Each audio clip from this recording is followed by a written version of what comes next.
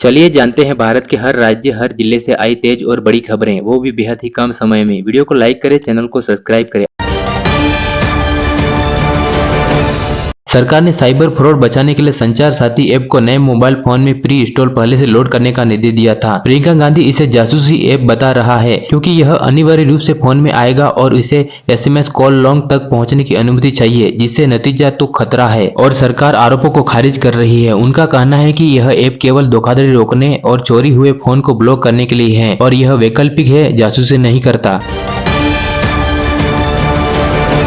Elon Musk की भविष्यवाणी, काम और पैसा होगा बेकार। एलन मस्क का दावा है कि अगले 10 से 15 साल में एआई और रोबोट सारा काम करेंगे, इसलिए इंसान को काम करने की जरूरत नहीं पड़ेगी। जब सब कुछ मुफ्त और सस्ता हो जाएगा तो पैसा भी बेकार हो जाएगा।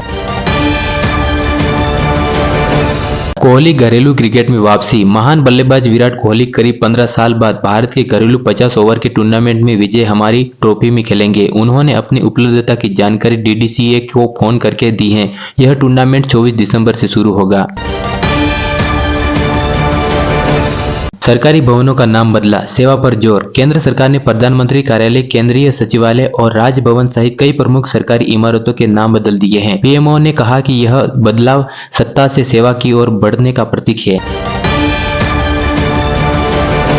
संसद में महत्वपूर्ण चर्चाएं तय, सरकार और विपक्ष के बीच संसदीय गतिरोध खत्म हो गया। सरकार ने विपक्ष को किसी बड़े मुद्दे, संभवतः एसआईआर पर बहस करने के लिए मना किया है।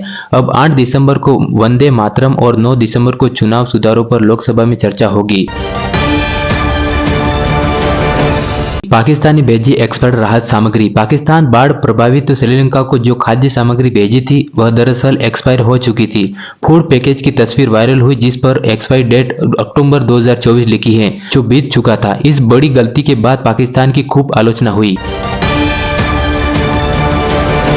तेलंगाना के मुख्यमंत्री रेवंत रेड्डी ने हिंदुओं के देवी देवताओं को लेकर एक अजीबोगरीब बात कही, जिस पर हंगामा हो गया। उन्होंने सवाल उठाया कि हिंदुओं के इतने सारे भगवान क्यों हैं? जैसे कुंवारों लोगों के भगवान हनुमान हैं, तो 2 शादियों करने वालों के लिए भगवान अलग और शराब पीने वालों के लिए भगवान अलग। बीजेपी समेत बाकी विपक्षी पार्टियों ने कहा कि सीएम ने यह बात बोलकर हिंदुओं की आस्था और उनके देवताओं का मजाक उड़ाया है। उनका कहना है कि सीएम ने करोड़ों लोगों की भावनाओं को ठेस पहुंचाया है। विपक्षी दल कह रहा है कि सीएम रेवंत रेड्डी तुरंत माफी मांगे। उत्तर भारत में ठंड और कोहरे का प्रकोप, प्रदेश के कई राज्यों में कड़ाके की ठंड पड़ रही है, जिससे तापमान गिर गया है और सामान्य जनजीवन प्रभावित हुआ है। राजस्थान शीतलहर का अलर्ट जारी, बीकानेर में तापमान गिरकर मात्र 4.7 डिग्री सेल्सियस दर्ज हुआ है और मध्य प्रदेश के बड़े शहरों में भोपाल, इंदौर में सामान्य तापमान 9 डिग्री सेल्सियस से नीचे चला गया है। और बिहार में घने कोहरे के कारण पटना एयरपोर्ट पर 11 फ्लाइट देरी से चली, जिससे हवाई यातायात बाधित हुए। एयरपोर्ट पर चेकिंग सिस्टम ठप, उड़ानें लेट। देश के कई बड़े हवाई अड्डों पर मंगलवार को चेकिंग सिस्टम में अचानक तकनीकी खराबी आ गई। कई एयरपोर्ट पर चेकिंग सामान जमा करने का सिस्टम ठप हो गया। एयर इंडिया समेत कई एयरलाइंस की फ्लाइट्स इस वजह से अपने समय से देरी उड़ी। यह खराबी लगभग 1 घंटे में ठीक कर ली गई, लेकिन इस दौरान यात्रियों को काफी समय इंतजार करना पड़ा। फाइटर जेट के बचाव सिस्टम की सफल टेस्टिंग, चंडीगढ़ में भारतीय वायुसेना के लड़ाकू विमान फाइटर जेट के लिए एक खास इमरजेंसी सिस्टम का सफल परीक्षण किया गया। पायलट को दुर्घटना के समय प्लेन से सुरक्षित बाहर निकालने वाला एस्केप सिस्टम इंजेक्शन सीट का यह टेस्टिंग 1800 किलोमीटर प्रति घंटे की तेज रफ्तार पर की गई। परीक्षण सफल रहा, जिसका मतलब है कि इमरजेंसी में पायलट की जान आसानी से बचाई जा सकेगी। राजनाथ सिंह का दावा, नेहरू और सरदार पटेल। रक्षा मंत्री राजनाथ सिंह ने एक सार्वजनिक बयान दिया है जिसमें उन्होंने भारत के पहले प्रधानमंत्री जवाहरलाल नेहरू और सरदार वल्लभ भाई पटेल से जुड़ा दावा किया है। उन्होंने कहा है कि जवाहरलाल नेहरू सरकारी पैसों से बाबरी मस्जिद को फिर से बनाना चाहते थे। राजनाथ सिंह ने दावा किया है कि सरदार पटेल ने नेहरू को ऐसा करने से रोक दिया था। उन्होंने यह भी कहा है कि देश में सरदार पटेल को पहले सही सम्मान नहीं दिया था, लेकिन अब स्टैट्यू ऑफ यूनिटी बनाकर उन्हें वह सम्मान मिलता है। एप्पल ने सरकारी ऐप को ना कहा। भारत सरकार एक नया कम्युनिकेशन ऐप बना रही है जिसे वह चाहती है कि एप्पल अपने सभी आईफोन में पहले से डाल दे। एप्पल ने ऐसा करने से मना कर दिया। एप्पल का कहना है कि वह सरकारी ऐप को डालने से यूजर्स का निजी डेटा लीक होने का खतरा हो सकता है। एप्पल ने कहा कि वह इस मुद्दे पर सरकार से बात करेगा ताकि ऐसा रास्ता निकाला जा सके जिससे सुरक्षा भी बनी रहे। दिल्ली एनसीआर में प्रदूषण का कहर। दिल्ली और राष्ट्रीय राजधानी क्षेत्र एनसीआर में वायु प्रदूषण का स्तर बहुत बढ़ गया है। हवा की गुणवत्ता सूचकांक AQI कई जगहों पर गंभीर श्रेणी में पहुंच गया है।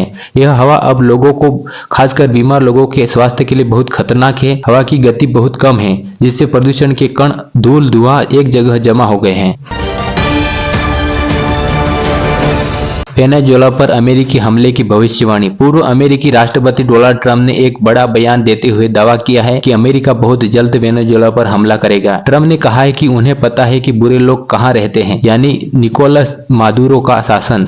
उनके सामने यह संकेत मिलता है कि अमेरिका वेनेजुएला के मौजूदा शासन को हटाने के लिए सैन्य हस्तक्षेप की योजना बना रहा है।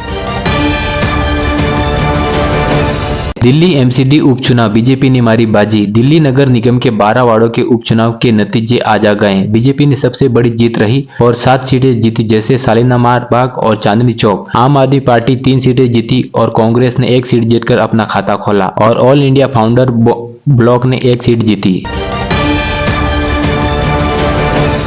बिना सिम के व्हाट्सएप नहीं चलेगा, नया सिम बाइंडिंग नियम। भारत सरकार मैसेजिंग ऐप जैसे व्हाट्सएप, टेलीग्राम के लिए सिम बाइंडिंग नाम का एक नया नियम ला रही है, जिससे साइबर धोखाधड़ी रोकी जा सके। आपका मैसेजिंग ऐप अब आपके सिम कार्ड और फोन से हमेशा जुड़ा रहेगा। अगर आप अपने फोन से वह सिम कार्ड निकाल देते हैं जिससे अपने अकाउंट बनाया था, तो आपका ऐप खुद ब खुद बंद या लॉग आउट हो जाएगा और काम नहीं करेगा। नौसेना को जल्द मिलेगी तीसरी परमाणु पनडुब्बी। भारतीय नौसेना प्रमुख ने एक बड़ा अपडेट दिया है कि वह नौसेना को जल्द ही अपनी तीसरी स्वदेशी परमाणु पनडुब्बी मिलेगी। इस पनडुब्बी का नाम है INS अरिधमान। यह पनडुब्बी परमाणु हथियार से लैस होगी। इसके बेड़े में शामिल होने से भारतीय समुद्री सुरक्षा और परमाणु हमले का जवाब देने की क्षमता बहुत मजबूत हो जाएगी। 14 साल के वैभव ने बनाया T20 रिकॉर्ड। 14 वर्षीय बल्लेबाज वैभव सूर्यवंशी विजय हमारी ट्रॉफी में शतक लगाने वाले सबसे कम उम्र के खिलाड़ी बन गए हैं। यह उनके कैरियर की तीसरी T20 सेंचुरी है, जिससे वह अभिषेक शर्मा की बराबरी पर आ गया है।